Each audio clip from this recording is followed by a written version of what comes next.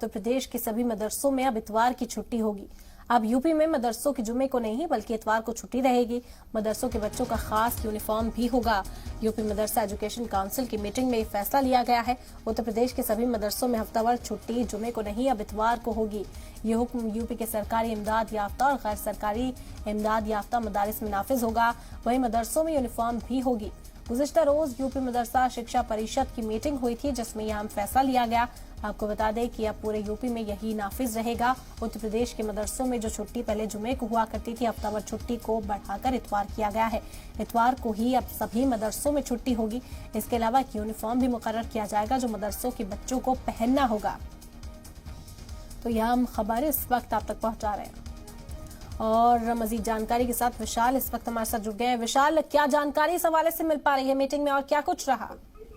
देखिए, उत्तर प्रदेश मदरसा बोर्ड की बैठक में ये तय हुआ है कि अब जो अवकाश होगा वो शुक्रवार की बजाय रविवार किया जाएगा, क्योंकि अभी तक ये आमतौर पर देखा जाता था कि जुमे की वजह से शुक्रवार का जो है तमाम अवकाश रहता है क्योंकि तमाम मस्जिदों में भी मदरसे चलते थे, तो ऐसे में वहां पर भीड़ हो जाती थी और इसी वजह से भी अवकाश रखा जाता है। लेकिन अब क्योंकि अन्य स्कूलों की तरह ही, कॉन्वेंट स्कूलों की तरह ही अब जो अवकाश है वो रविवार किया जाएगा। और चूंकि लगातार यूपी की योगी सरकार की एक कवायद भी है कि एक हाथ में कुरान तो एक हाथ में कंप्यूटर हो, और इसी कड़ी में इस फैसले को देखा जा रहा है। ये भी कहा जा रहा है कि जो यूपी सरकार है वो लगातार इस बात को लेकर मदरसों की जब जो है बाकायदा अभिनंदन कराया था तभी ये फैसला लिया गया था। अब चूंकि प्रस्ताव जो है कल एक बैठक की, तो प्रस्ताव जो है वो तैयार किया गया है। इसमें ये भी तय किया गया है कि जो बच्चे हैं वो यूनिफॉर्म पहनेंगे, क्योंकि अभी तक यूनिफॉर्म का कोड जो है वो लागू नहीं किया गया था, लेकिन अब जो है यूनिफॉर्म का कोड किया जाएगा ताकि और बच्चों जो कॉन्वेंट कल्चर के बच्चे हैं या तमाम जो सरकारी स्कूल के बच्चे हैं उनके बराबरी जो है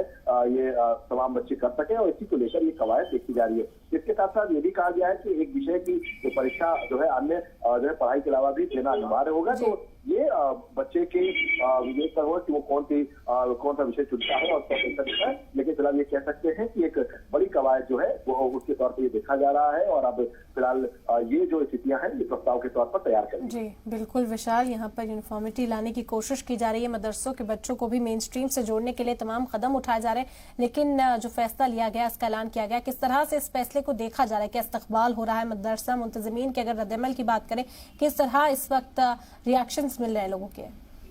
देखिए, बिल्कुल निश्चित तौर पर ये बड़ा फैसला है और ये हालांकि प्रस्ताव के तौर पर है, तो ऐसे में अभी इनका प्रस्ताव जो है ये शासन में जाएगा। शासन की तरफ से इसका अप्रूवल होने के बाद इसको जो है रजिस्ट्रार को भेजा जाएगा मदरसा बोर्ड के, और उसके बाद ही इसका शासनादेश जारी किया जाएगा।